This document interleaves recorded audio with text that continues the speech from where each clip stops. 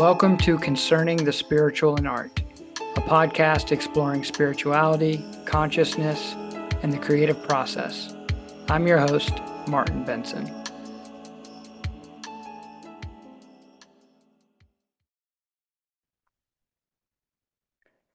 Welcome back, y'all. Man, I have another just mind-blowing episode. Maybe it's just me, but I keep getting my mind blown every week by all these amazing people I get to connect with and meet through this platform. And today, my episode with Eric Beltz, incredible artist based in Santa Barbara, California, it will not disappoint. Eric and I begin our conversation by talking about his patient and devotional drawings and sort of what that means to him and how that sort of idea came about. And then we get into a lot of like notions, not only around like his practice as an artist, but just like the role of artists, the landscape that artists have to traverse, sort of ideas that relate to our own process or how artists even see themselves in the world. Talk about a lot of these big sort of components to just outside of just the actual making of the work, but sort of like this landscape we have to traverse as artists itself. And he has just a lot of amazing insight and incredibly just vulnerable like ideas that he shares about his own perspective and his own experience. And we just get to touch on a lot of notions related to consciousness and sort of the relationship that we have to sort of these universal truths that might be underpinning our experience of the seemingly chaotic world that we're in. Just a lot of incredible insight and beauty and sort of amazing ideas that were exchanged between Eric and myself. And I think y'all are going to really enjoy this episode. So here you go, Eric Beltz, y'all. All right, Eric, welcome to the podcast, man. I'm super pumped to connect with you. I can't forget the moment where I came across your work and feeling my brain just explode with awe when I saw your drawings and the kind of work you're making. And so it's an honor for me to connect with you in this way and to learn more about what you do and then all the ideas that kind of surround your process as an artist. And I really loved on your website how you describe what you do as like patient devotional drawing. And I thought that would be like a really cool place for us to sort of begin this dialogue. And so I'm wondering from your perspective, like, what does devotional drawing mean to you? And has this always been a way you felt about your art, or has this kind of been something that's evolved in your mind in terms of how you approach what you do? Yeah, I think that is a good place to start. And thank you for inviting me to be on your podcast. I really appreciate reaching out. Um, I play with language in my work a lot. I used to have a lot more actually like literal text in my work, but I also just really like words that can mean multiple things. Mm-hmm. And the patience and devotion thing came from an LA Times article where they mentioned patience and devotion to my drawings because it's evident that they require a lot of time to make. And so just at changing devotion to devotional resituates the connotation of that word. One is just about waiting over time, and one is another connotation of then the same word with devotional puts it into like kind of a religious context so that there's like a deeper connection to something which might point to why somebody would want to spend time doing something. Mm-hmm. And for me, the devotion part, I think, it's attached to the idea, like whatever idea I'm trying to manifest in my drawings, they take the time that they take to make. Mm-hmm. And it's frustrating. And, people often ask me if my work is meditative to make. And I don't know that I can say that it is in that way, and I don't know what they mean when they ask me that, Mm-hmm. because to me, like meditation isn't just sitting down and falling asleep, or like, relaxing with some incense and music. It's actually very difficult Mm-hmm. thing to do. It's really hard to focus and to concentrate.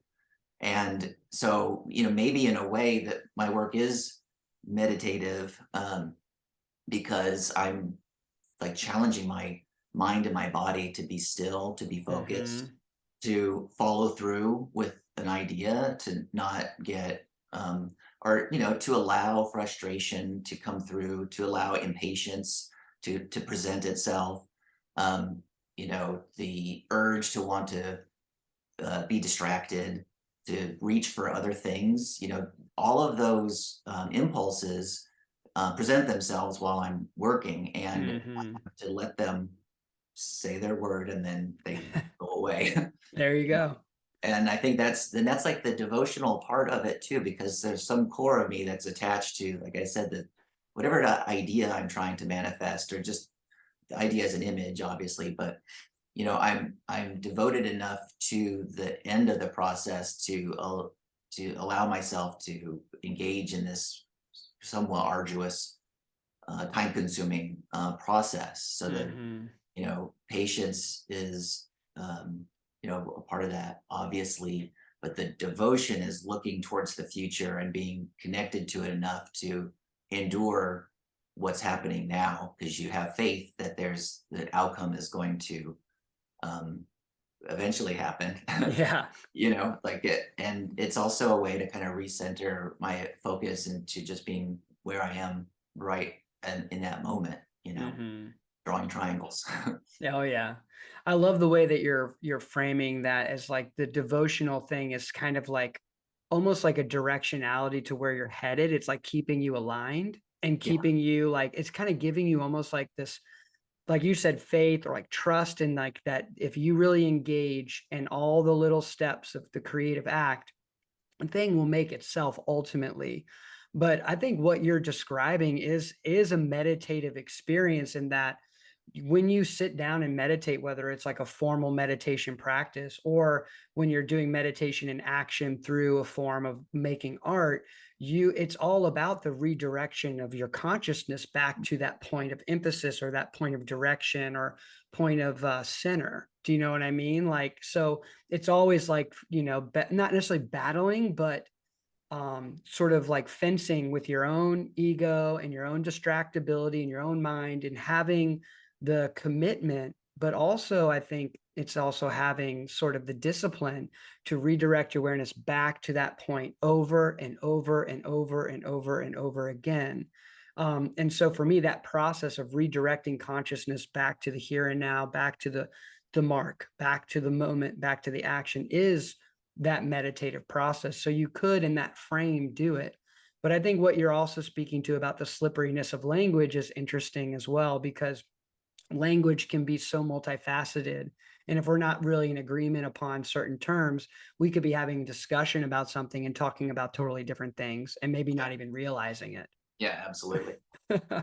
So, has this always been something that like you have been aware of in your process in terms of this sort of engagement with your distractibility, with the mind's sort of like fickle nature, like, or as you've matured as an artist, have you become more and more aware of these like subtle, almost unconscious tendencies of your mind? Yeah, my work as it has evolved, I've been working in graphite as my main medium on mechanical pencils on Bristol, solidly since about 2005. Hmm. So that's a long time. Oh yeah. And, not only is the work time consuming and a little arduous, but I have to also fend off a lot of questions like, do your drawings come in color? And so over time, my commitment, another kind of, faith and devotion to graphite and to mechanical pencil specifically, is that, over time, I will abandon it once it stops challenging me, and or ceases to present an image, or allow me to create an image that has the visual presence Mhm. that I want. And in the beginning, my work was, I mean, literally, I was working in a sketchbook. And then I found, instead of drawing paper, Bristol. And then the work started to expand in terms of scale and then complexity. And I was just sort of chasing imagery and content. And then at a certain point, it led me to these kind of geometric forms, first as like square pixels, and then as triangles as the most fundamental shape. And it wasn't until I got into those drawings that I think I really encountered what we're talking about, because when you're drawing, like if I'm doing something that's got a figure, that's got clothing, and there's some wildlife or plants or animals and text and stuff, my day of drawing is engaged in a bunch of different types of marks, Mhm. and each one of those requires me to like reset. Like I'm not drawing text right now, I'm drawing a face. I'm not drawing a face, now I'm drawing clothing, now I'm drawing a plant, now I'm drawing this. But with these drawings now, there's a large swath of time, months at a time, that are just drawing triangles. Mm. And that's, I think, and, before that was squares. Uh, that's when I really encountered the shift that my mind and my body would go through in making work. The first large scale square geometric shapes drawing I made, um, my wife noticed a difference in me after a day of drawing, and she told me that I wasn't allowed to make those drawings anymore because it made me nuts. And um, so, I used to have that same kind of impression. If I spent a day in the studio, then I would walk down to like a coffee shop or whatever. I needed to be around people, and I felt a little wild at first, like I had sort of forgotten how to interact with other people. Mm. So it was so in my mind for such a long duration of time. Yeah, it was the geometric forms that, and the repetition, Mm. the somewhat monotony of the hours and hours, and like then it's like, wow, I want to get to like the next thing, but I can't. I have to go through this process first. And so that was sort of like a fork in the road. Am I going to continue to do this work? Or am I going to abandon it because it's not fun to do, or whatever that means. And then it's like, no, I need to make this. So I need to readjust. I need to recalibrate myself and have different expectations about what my day is going to be like. Um, so that, I think, yeah, that's when that started happening. And even now, like with the drawing that's behind me that I've been working on for about a year now, and it's not a year of like 8-hour days, Yeah, yeah. unfortunately. It's other stuff going on. Uh, the triangles. It's like I get to studio cam drawing triangles, and then I got to the clouds part, and then I'm like, I don't want to draw clouds. I want to draw triangles. And it's like, well, it's clouds time now, and I have to then, in a way, kind of shift my consciousness to becoming clouds, because I'm not Yeah. drawing things from observation. I'm actually drawing things from impressions that I get from observations that I'm making, and like I have a nice drive into campus at UCSB where I teach, and I have to be somewhere, but there's this like amazing cloud cover over the mountains by the beyond the airport. So there's a slough, and then there's the airport, and then there's foothills, and then there's the mountains. We've had wonderful clouds lately. I just want to stop and like just stare at the awesomeness of nature, but Yeah. I have somewhere to go. So I have to grab that screenshot in my mind, Hmm. hold on to it and cherish it, because life won't let me just sit there and stare at the mountains. So it's this strange orientation to become the different parts in my drawing, to also pull from past impressions. Yeah. So thinking about like patience and devotion too, this a lot of this, I guess I learned from when I worked as an art installer before I moved up to Santa Barbara, and I would sit on the freeway for 3 hours going home and just thinking about all the stuff I wanted to do in the studio later, but I couldn't because I was trapped on the freeway. So the practical It's the realities worst of life, feeling. yeah, practical realities of life has always been something that I've been able to develop patience around until there's that moment that I get to be in the studio. Yeah. I think that's amazing how you're like describing the way that the actual process of the particular imagery is affecting your state of mind and state of being in such distinctly different ways. And I find that I can definitely relate to that in terms of like the kind of quality or attention you need to have toward a certain kind of mark or a certain type of form shifts. And it's kind of subtle. Like for anyone looking outside in, it just looks like you're kind of doing the same action, but really like internally there's a totally different awareness that needs to be brought into play. And so when you're in those, it's interesting how like your wife said, like, you stop doing those drawings, they're driving you mad. Like those geometries and the repetition, the monotony, like you're saying, but also like something about those geometries I find to be very like they can be incredibly healing, but they can also be like unsettling too, depending on like how deep you're in them. I think about like the overwhelming like experience visually you might have like on a really big psychedelic when you just can't stop seeing all these fractal patterns around you. And yeah, they're beautiful and amazing, but eventually they become like so consuming that you're like, okay, I'm done with this, you know? And so I'm relating in that way to maybe like how like the imagery of that geometry has its attraction, but then it gets to a point where it's overwhelming. So I think it's great that you've kind of developed an awareness of that to know when to like take breaks, to know when like you've kind of gone so deep in that hole of like concentration with these forms that you need to come out and like immerse yourself in society. I think that self-awareness is crucial as artists because our work can consume us both in a very positive way, but it can also, everything's got its yin and yang, you know, it can flip us to the other side if we're not aware of kind of these subtle inner workings in our mind. Yeah, absolutely. And the overwhelming fractal experience you're alluding to, when you're done with it, it might not be done with you. Mm-hmm. You have to find a way to maintain yourself, your sense of self, and then get to the end of the ride, you know. Exactly, that enduring, right? And so like Enduring. even within your own drawing, you use that word, I think, like to endure even sometimes the trials or even the like minute suffering that comes like I got to do this, finish this section so I can just keep moving forward on that path, right? Yeah, there was a John Adams when I was doing drawings about colonial American history. I did a John Adams drawing, and I would do like kind of trinities of text around my characters. That one said endure, suffer, and die. It's like, but I kind of was like looking. That was a phrase from the Book of Job, I believe. Hmm. But I was kind of looking at it more in like maybe a Buddhist context, where Hmm. like you're acknowledging that that is the process, and then you're choosing. And I guess that's existentialism too. You're choosing to proceed anyway, Yeah. regardless of that reality.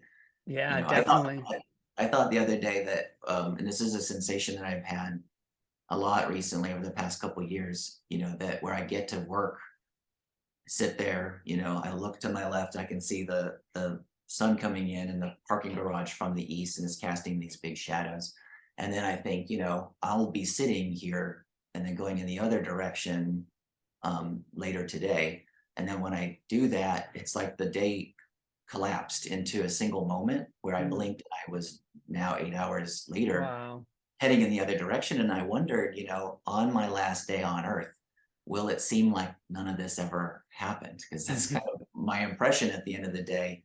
And it's sort of my relationship to time also. And maybe that gets back around to the endurance that it takes to make something that's incremental with the faith that there will be the outcome that you want. It's that there's only ever the moment anyway. And Hmm. it's a sad thing when it's over. Yeah. And my saddest day is when the drawing is finished. And actually the excitement that I feel in making work, it's like I get the thrill of a finished drawing about a week before it's done. Mm. And that last week is the hardest one for me because it's the, the thrill is gone almost in a way, or I experienced it already, and I just need to Yeah. labor through. And then that last week is also then what am I going to do next? Next. Yep. And Exactly. then the easel's empty, and then I'm sad, and then there's the new drawing, and then I'm happy again. Yeah.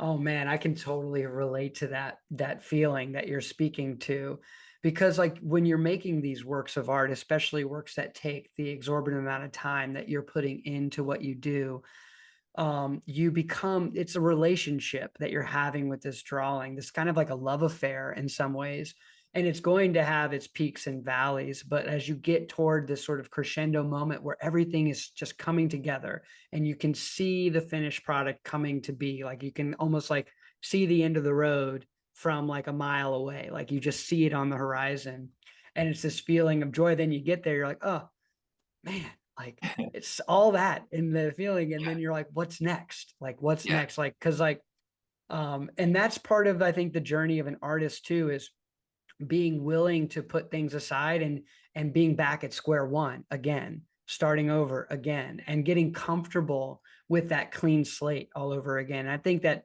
for me, I'll probably always have a little struggle with that, because I know exactly what you mean. Like you get to this point where like the excitement, where you see like this crystallized vision of what you've been feeling inside presented right in front of you, and you're like, yes, like it came through, here it is. And then now what? And so we have to like find ways to engage our practice such that we can enter the next piece as seamlessly, smoothly as possible. And there are little tips and tricks that various artists do. For me, like I'm always like, as I'm finishing a piece, I'm always I'm always like kind of on the side, preparing the next one, preparing the surface, kind of mapping out the composition a little bit as I want it, sort of planning out some of my color palettes a little bit, so that when that piece is done, I can immediately like move it, wrap it up, put it away, and get the next one going. But it is kind of like a loss, almost this feeling of, there is like this kind of little grief that happens. But I think that's a great lesson for life, like this ability to let go and create space for what's new and not be attached to what we're doing. But as artists, it's hard. It's something we, I think, are constantly battling with, this feeling of attachment to our work in such a way. And so I look at them when I think of my own works, like it's almost like you're birthing something into the world, and then you just have to let it live its own life. It's like, it's almost like we're animals in nature that just like birth a child and then they just have to survive immediately. Like we can't be there to nurture them anymore. You know what I'm saying? And so like having this mentality of letting them go and live as if like they have to fight for their own self to live is kind of helpful for me. You Um, know, William Blake wrote about love and death having a relationship to each other, and I'm not going to try to explain whatever we thought he meant with that, but it occurred to me when you're talking about the metaphor of the work being birthed and then needing to let go, and I feel like with what I was just describing, with the thrill happening about a week before a drawing is finished, when I've when I'm finished with the work, it's kind of, it has died in a mm, way. Like I was looking at a part of the drawing behind me after I had done part of it, like maybe a couple days after. And while I was doing this one section, I wasn't sure I liked the way that it was looking and stuff, because I was doing it and I had all the options in front of me of making changes and whatever. Then once I made a commitment, made the sets of marks, let it sit for a duration and come back to it, that part of the drawing was no longer alive to me. It didn't ask for any more work to be done to it. It was itself mhm. fully. And that's the experience that I have when I finish a drawing, any drawing, if it's just a bunch of squares or if it's a bunch of rendered imagery, it's alive until that feeling in me happens where I don't see any more work that I need to do with it. And I think that part of my grief, my sadness that I feel when a drawing is done, because it no longer needs me anymore. So Mhm. I think, like nobody ever says I want to have a teenager. They say I want to have a baby. And maybe, babies you have attachment to, teenagers you wish would go away. And I I feel like that my work, when I'm done with it, they're 18 years old and they're ready to Yeah, go. they're ready to And go. so yeah, so my mourning is like, now I don't have any more role in that entity's life, and then they're on their own, whatever happens. Yeah, exactly. They have to survive. They have to survive out there. And Right. like I tell my students sometimes, like you can't be there standing next to your work and fighting for it to live and people to Yeah. look at it like, why don't you look at this piece? It's beautiful. Like, can't you Yeah. see? Like, no, it has to speak for itself on its own terms, in its own way. You're not gonna be able to sit in the gallery or in any sort of exhibition space by it 24/7. Yeah. You have to trust that, and just that's why I like process and being really, in your words, and I feel the same way about my own process, devotion, the devotion to your process and the faith or the trust that comes through that, that what goes into that work will ultimately come out of it and sort of reflect into the consciousness of those who see it. And those who are meant to like resonate and receive it will, and those that aren't won't. And that's the nature of art. Not everyone's going to love everything you do. Not everyone's going to be moved in such a way that they want to acquire that piece so they can experience it day in and day out. It's just really there's one person potentially. Yeah. And that's something different relative to maybe other art forms. For example, like with music, everybody can experience it in the same way at once, a million people in one moment. But for an original work of art, minus the digital, replication of it on the internet, you can only see the one thing if you're presented before it. So it's a different relationship we have to have with it. But the letting go is key. And I think that metaphor of letting go, not only art, is also for me so reflective in my own life of noticing where I'm attaching to all sorts of qualities of my experience. And you kind of brought up like Buddhist sort of frameworks and philosophy of like suffering and endurance, and sort of how like that is kind of part of the landscape of our life. When we can let go of our attachment to these things that we label as suffering, then we can start to experience more nuanced or subtle levels of experience that maybe is the sort of ground underneath all of that, from which suffering or ecstasy arises. It's kind of like more of like an even playing field. And for me, I'm always trying to, through meditative practice or explorations of my own consciousness in various ways through art making, I'm always kind of seeking that sort of space from which the duality dissolves into ultimate unity. And so it's art for me seems to be kind of like a gateway in some way to that experience when we can learn to let go of our attachments to these You know, outcomes. yeah, a word that occurred to me when you're describing that is intimacy. Hmm. I think that's from your music metaphor, and that there's a singularity in the engagement with a something on a rectangle, in a space. And one of the one of the people who I'm trying to engage with is myself as a 12-year-old looking through art books and having, obviously that's a mediated experience with art, but as a 12-year-old, it's an authentic experience. And Hmm. it's an experience with yourself and with the artwork that's communicating to you through its reproductions. And so I feel like that idea of trying to connect with an audience one consciousness at a time, I think is I don't know, it might be a healthier way to think about how our work can influence others.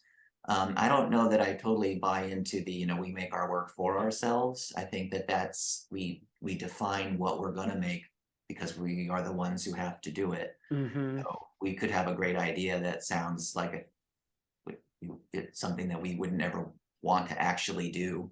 That's Hmm. why it's fun to be a teacher, because you can tell other people to do your dumb ideas for you. You don't have to do it, right?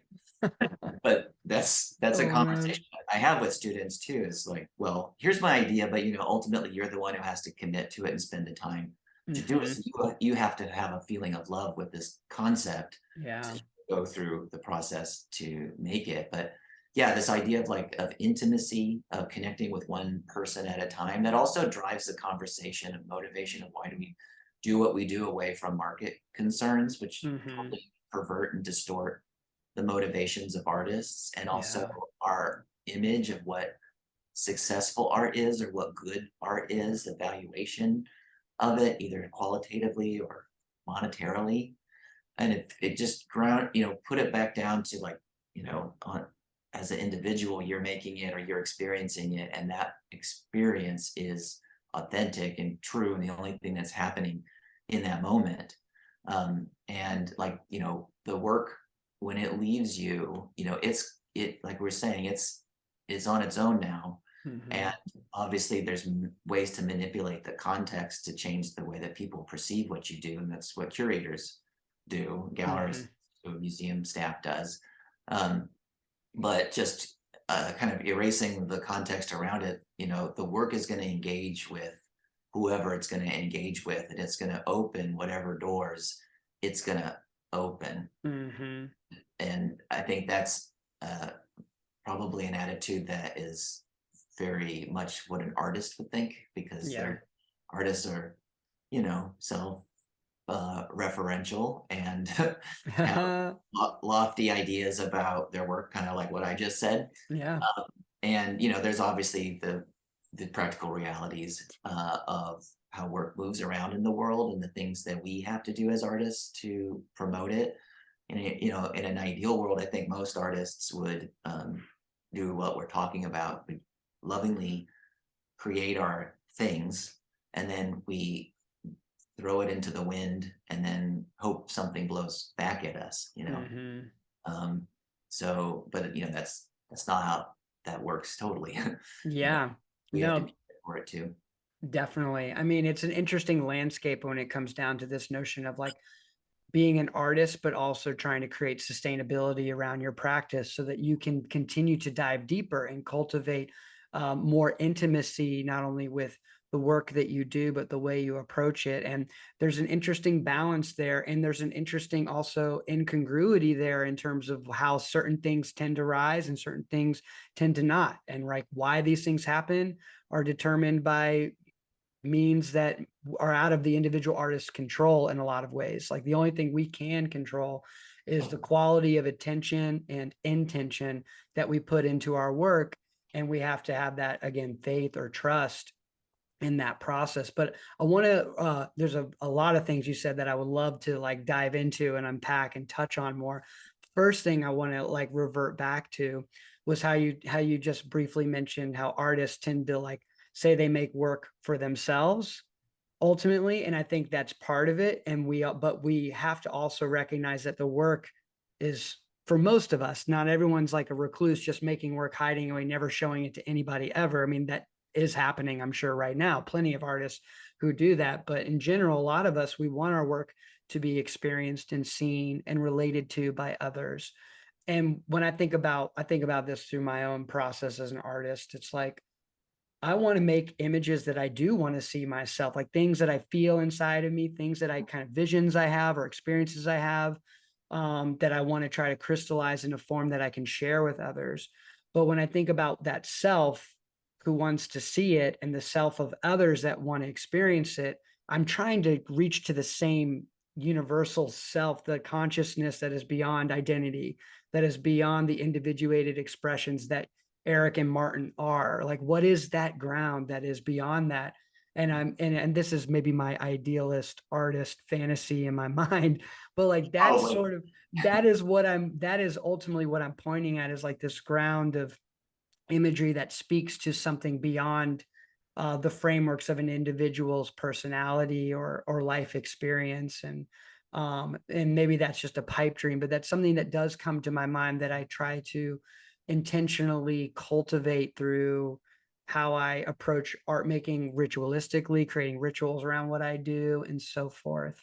Does that resonate with you at all? That idea of like kind of like connecting, seeing the work you want to see yourself, but like redefining what the self is that you're speaking to in relation to the self of others?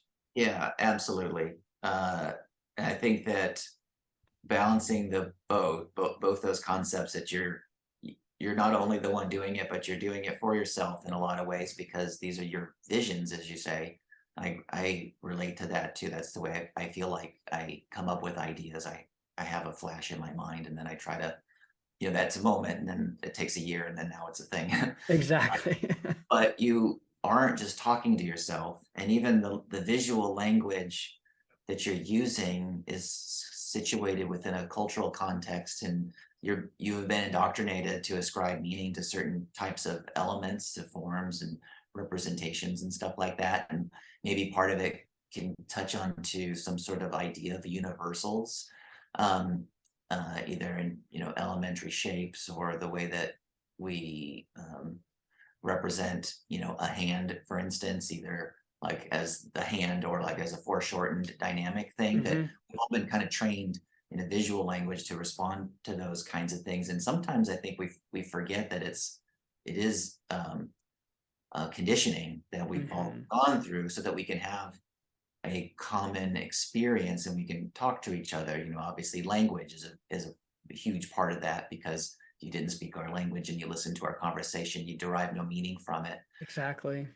Alan Moore, in his book Jerusalem, has a section, I think he ripped this off from James Joyce, but it's like the language of the angels, and it's just a total made up language that goes on for pages and pages. And he described too that after that he went kind of nuts because he was thoroughly engaged in creating a made up language that nobody else could understand. And I think the project with that was trying to engage with the limits of language and see if you could transcend it somehow. Something that I do often in the studio to try to disrupt my mind and what it's trying to get away from is I'll play music and maybe like an audiobook at similar volumes. I can't quite hear either. Or one time I went through a phase where I was listening to throat singing and wolf howls and or wolf calls. And what emerged was a third language. And I felt like Mhm. I could understand both of these things through their meshing with each other. Wow. So, maybe that was an example of the hallucinatory capacity of the brain that is trying to make order out of things that are disordered or in contrast or have a friction with each other. That like friction that's becomes a creative impulse. So, Mm. there is maybe something that you're doing something that's disrupting your normal mode of understanding based on how you were trained and your conditioning. And then you're intervening on that process and you're starting to understand something that's a little incomprehensible to you. And I think I hadn't really thought about that in those terms until right now, but I think that that's, if I could do anything, I would want to create an image that was incomprehensible to somebody, but that they had a feeling there was some meaning there. So I Mhm. feel like that's as far away from the conditioning as I can maybe get, Yeah. while still trying to connect with others. Because if you make something that's total nonsense, you're not going to reach an audience. Yeah. But if you want to try to find something mysterious, surprising, ineffable, sublime, you're trying to reach past all of our limitations and touch something that either doesn't exist or we can't perceive because of our limitations. Yeah. I think that's exactly kind of what I'm trying to point at is like I totally I feel like the more I'm explore my own consciousness, the more I understand all the conditioning that I've been sort of like wrapped up in my whole life. And but the tricky note is that like you can never get fully outside of your conditioning because it's a part of how you traverse the landscape itself through your awareness of how to differentiate one thing from another.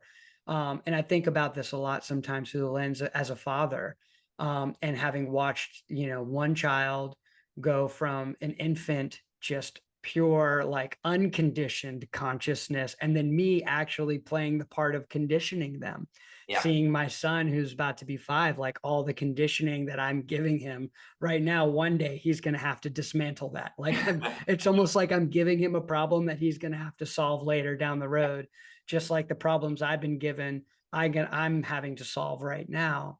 I'm always been so curious about the consciousness of a brand new pureborn infant child, like how they perceive images and light and sounds and words, and like because all of those filters of conditioning in terms of, especially through language or through even just understanding tactile experience, hot versus cold, right? High, falling off something is going to hurt, gravity, getting to know like the conditions of this earthly experience.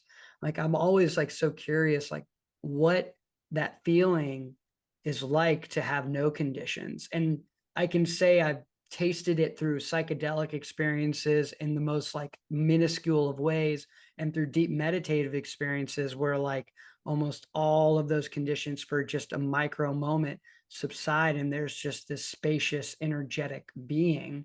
But immediately I'm brought back into the fetters of my own programming. And so as artists, it's like I think that's kind of what I'm in. It's like I'm trying to point to that space or trying to access that space through art making or through image cultivation of like what is sort of that essence space beyond the conditioning, but maybe it's a futile effort, I and don't that you're think it is. engaging.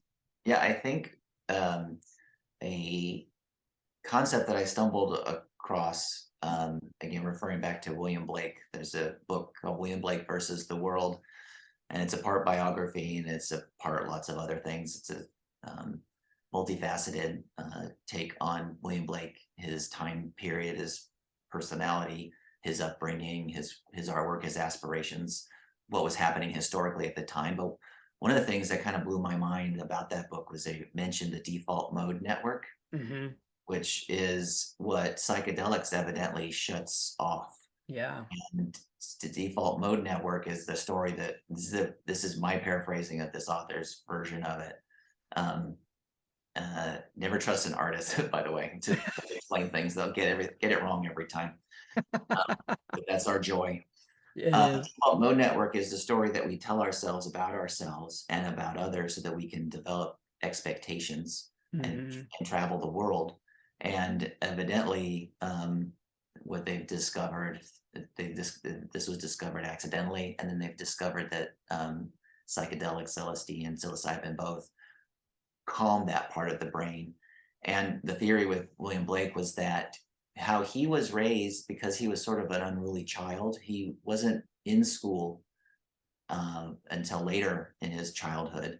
And he had a thoroughly unstructured, or, I don't know if thoroughly is the right word, but he had an unstructured childhood where he wasn't learning the difference between himself and the world around him.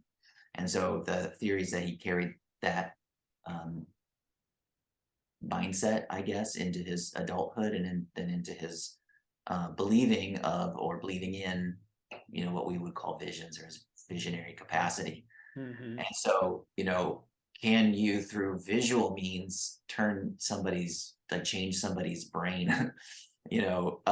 I think that the greatest gift that we can give people is to give them the inspiration to then pursue that kind of a thing. Like Yeah. what's the greatest gift that I think I ever received from a piece of art is the inspiration to go do something about what I just witnessed, experienced, and felt in that moment, in that intimate moment with that, whatever. I like my mind's going back to this show that I saw at the Norton Simon Museum when I was, I don't know, 15 or something, and it was the Der Blau Rider group. So it was like Paul Klee and Kandinsky and those folks. And I was like, holy shit, I need to get home right now and do something. I'm amazing now. I was like filled. I was so enthralled in the work that I became the work. And it's like not like I could do this, but like I need to do something about this feeling that I'm having. Hmm. Wow. And that I think is pointing to what we're talking about, because you can do that in lots of different contexts. Maybe I would get excited by a naked lady painting, and then I want to go home and paint naked ladies, but that work is inspiring something of itself to somebody who's receptive to that type of image. So if you as the artist have a different aspiration to influence your audience and change their consciousness in a certain way, then you're going to choose different imagery Yeah. to redirect somebody in the direction that you're trying to get them to go. So, the cycle goes, the artist has inspiration, the artist manifests the inspiration in whatever the thing is, and then the artist presents it to others. Somebody else has an experience with it. First of all, they're attracted to it. Then secondly, they're transformed by it in that moment, and then they're inspired to go and then be different afterwards. They're irrevocably changed after that, Yeah. So that's like, thinking about the market and sales and success in that context in galleries, museums, or art fairs. I think that instead of focusing on that, the question is more like, have you inspired awe and wonder in the hearts and minds of the stranger today? Yes, You know, exactly. that's the goal, and I think a very difficult, a lofty goal, but I think that should be at the core of whatever we do, even if we also want to cultivate a more venal, materialistic aspect to ourselves too. If that's the path that we chose, you said something earlier about the sustainability as an artist, but my word sustainable is changed into day job. Hmm. That's the vision that I had for myself as a young wannabe artist, and kind of starting to navigate that world and see how things worked. And, you know, engaging artist biographies and these kind of stereotypes of the crazy genius thing. I thought, well, there's something to the uncertainty of your work being monetarily viable. And I was also suspicious of the influence of market forces on the work itself, not what gets chosen, because the work's made already. It can come from a good place and then end up in this monetary system, but like letting its eventual movement within a portable commodities system, if that is in the work itself, then I could consider it corrupted in some way. Hmm. But my vision then, being suspicious of the influence of the market on an artist or the pressure, I thought, well, my great goal in life is to become a janitor so that I can then support my art in my spare time. And I don't know why janitor. I guess I also didn't think I was smart or capable, maybe, or I just sort of thought, well, what's in it? I'm coming from a working class family too. I was thinking of working construction and stuff. But that, for whatever reason, janitor became the word in my mind. And what I've since learned about is the root of the word janitor being Janus, or however you pronounce that, and Janus being a Roman god of doors and gateways. And Mm. so my vision was to be a gateway, Yes. a gateway by day and an artist by night. And that's kind of what has happened. Being a teacher is my day job. So I am literally a gateway, where students come through me and then are transformed after me. So that was my way of protecting myself, my vision as an artist, and trying to create a sustainable life, and being able to make my work, but also not worry about the financial consequences of spending a year making, or in this case, more than a year on one piece. But I have had enough experiences showing my work, selling it, not selling it, being written about, not being written about, that in intervals where I feel no eyes on me is a very fertile time. Hmm. So and because, like I'm in a room alone by myself, but I can have who I think is waiting for my work to show up in my head, and that's a destructive force. So as long as I can keep the voices out of my head of who I Hmm. think is my audience, or like the facilitators, of the work's transmission to the world, I keep their voices out of my head, which I'm pretty good at. But Yeah. also just kind of get away from having any pressure on me from anywhere. Like, it's the goal for me is to be thoroughly ignored, and then for a duration, and then to be remembered once I pop my head back up again, like, oh, you are, where have you been this whole time? I actually heard that from a gallerist recently. Like, oh, where have you been? Oh, Yeah. I've been being me, just like you're you. I've heard from me in a while, and that's a good thing, because I need that space. Hmm. I'm like a little delicate lemur in the Man. forest. So Dude, that's really beautiful what you've just said. I mean, I can so resonate with it. And I think it's such an important message to any artist out there who's listening. Just in like any aspect to our consumerist, materialist paradigm that we're sort of unraveled in, the influence of money and of success or fame is very corrupting to the soul and to the spirit that wants to express and communicate through these means of art making in these deep ways. And we have to be very cognizant of it. That being said, there are probably plenty of artists who are just happenstance commercially very viable and showing and selling all the time, who are able to guard themselves from these things. But then there are going to be a lot of who aren't, because money is very sticky. Things stick to it, and things, you know what I'm saying? It's like this tape ball that, like, everything bit of dust all of a sudden gets on it, and you have to be very conscious of how you handle that and how you navigate that space. But Well, what you're saying, spend your money as soon as you get it, and then it yeah, ceases to exist. then it's not sticky. Then it dissolves. It's Yeah. both, right? But what I mean by sticky is that, like, it's just like it's going to influence your decision making in ways that aren't always Yeah. so helpful for your cultivation of your deeper well-being. Because all those things are ephemeral. They will dissolve. They do not last. They are not what life is about ultimately when you dig deep and really pull the layers of reality back. But So don't you think that some artists are kind of naturally, perhaps, or just, their personalities are in line with participating in the kind of industrial production level of art making for an economy, to support an economy? And for those artists, they're already oriented towards that kind of a world, and for them that's their nature. mhm, That is not our nature. I can probably assume that we are on yeah, the same page with this. That is yeah, not our nature. So to us, we view it, we value it in a different way. mhm, Other artists who are oriented differently, that's maybe their truth, and that's their nature. And so for them, there isn't a friction.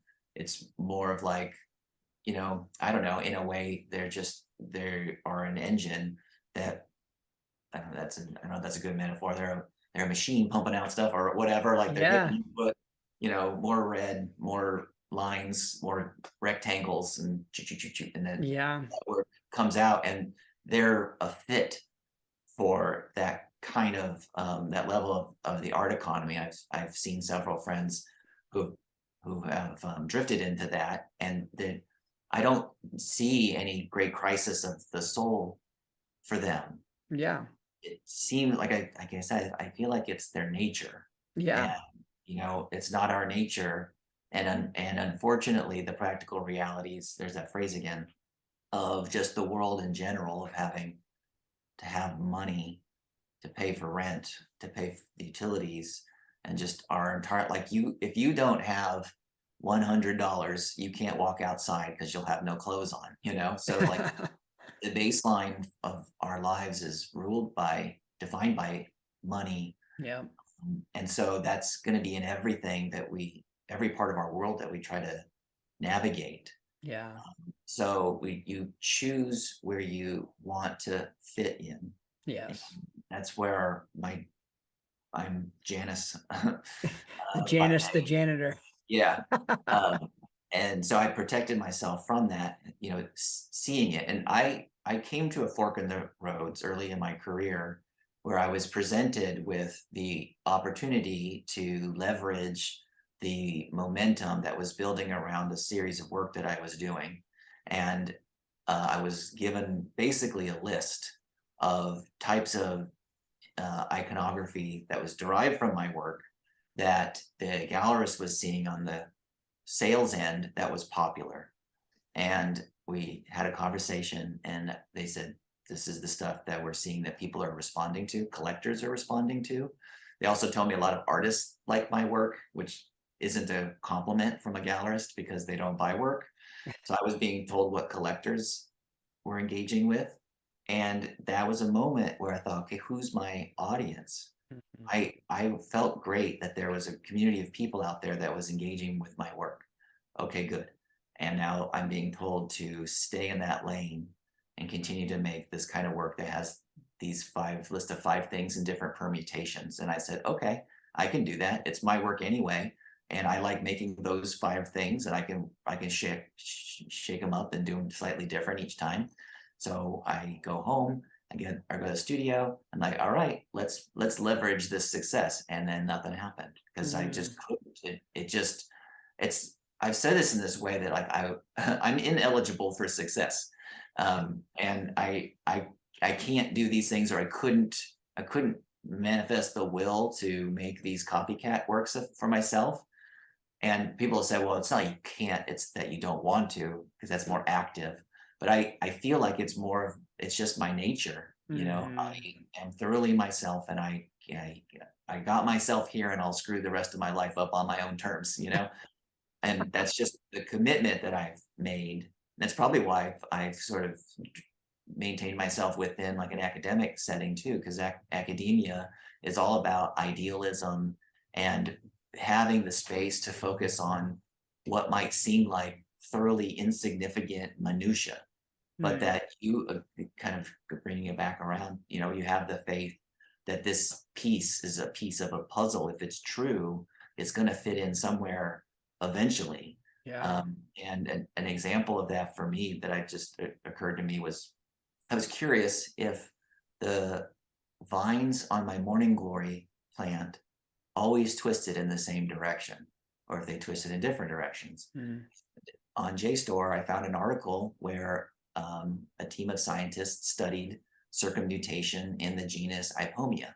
And it's like, okay, that was awesome. I had what seemed like a totally crazy, not crazy, but like very specific question about something insignificant, maybe. And as it turns out, somebody has studied that.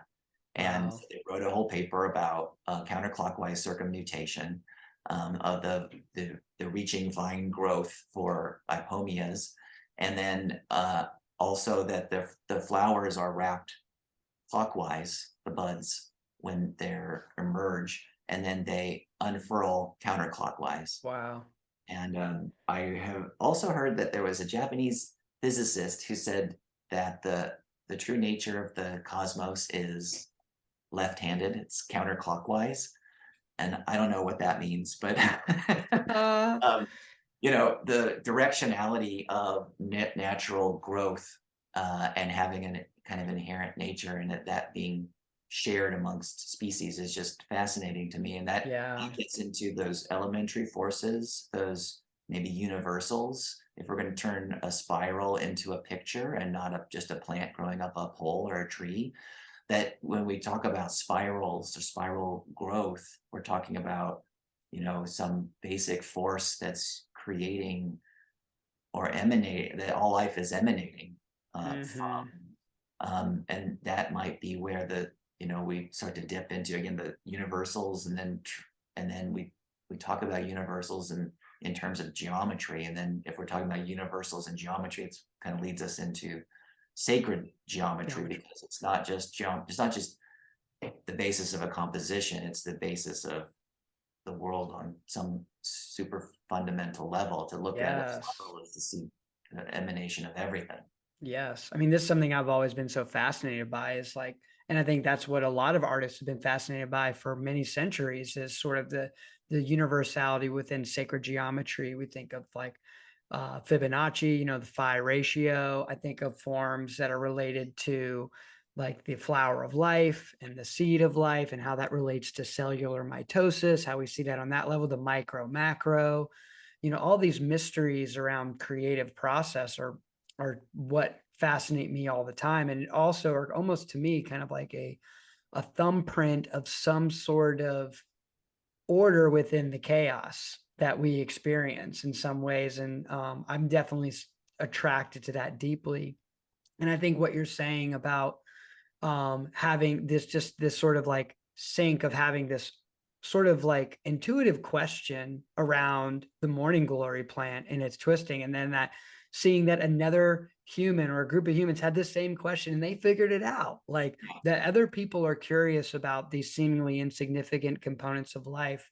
Because I find that within what we might consider to be insignificant, like the way a morning glory vine twists, within that is encoded the secret of the entire universe if we know how to look at it, if we know Yeah. how to unravel it. And I think for me, that's also a part of the role of an artist, if there is such a role, is that it's about sort of uncovering or the sort of encoded perfection within the seemingly imperfect experience that we have in our day-to-day lives, through, like we talked about earlier, the enduring the suffering, like these sort of difficult contrasts, right? Like that within that ground, there is something else going on.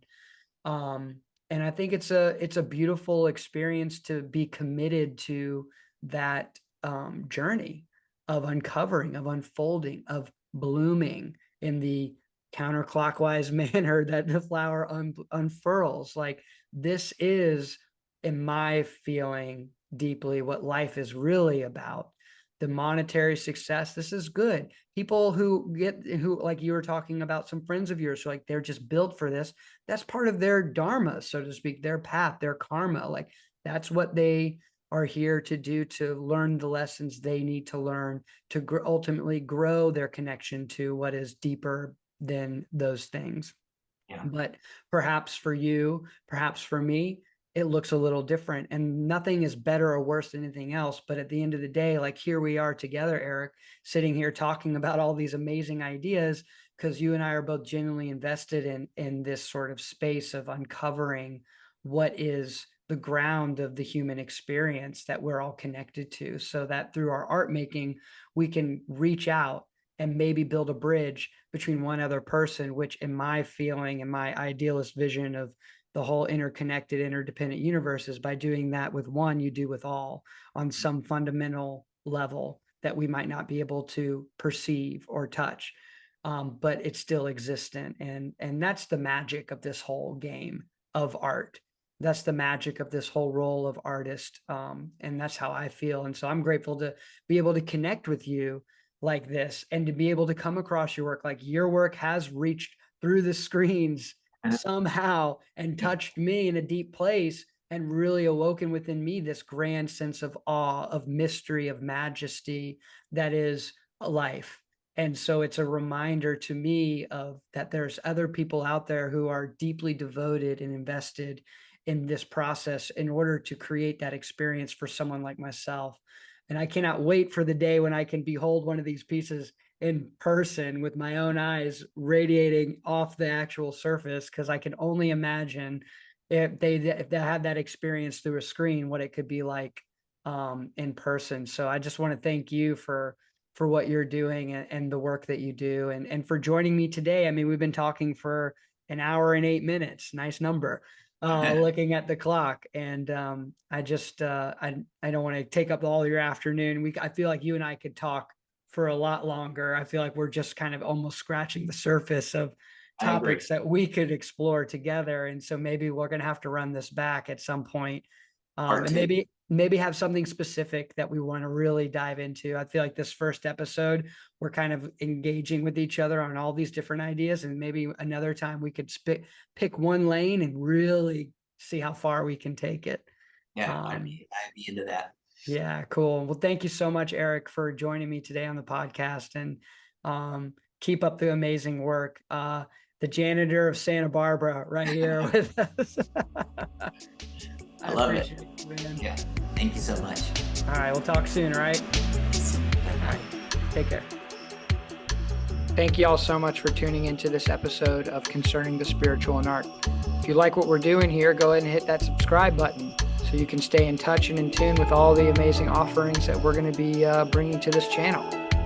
Thanks again for all your support. Super grateful, and excited to bring more content your way. Peace, y'all.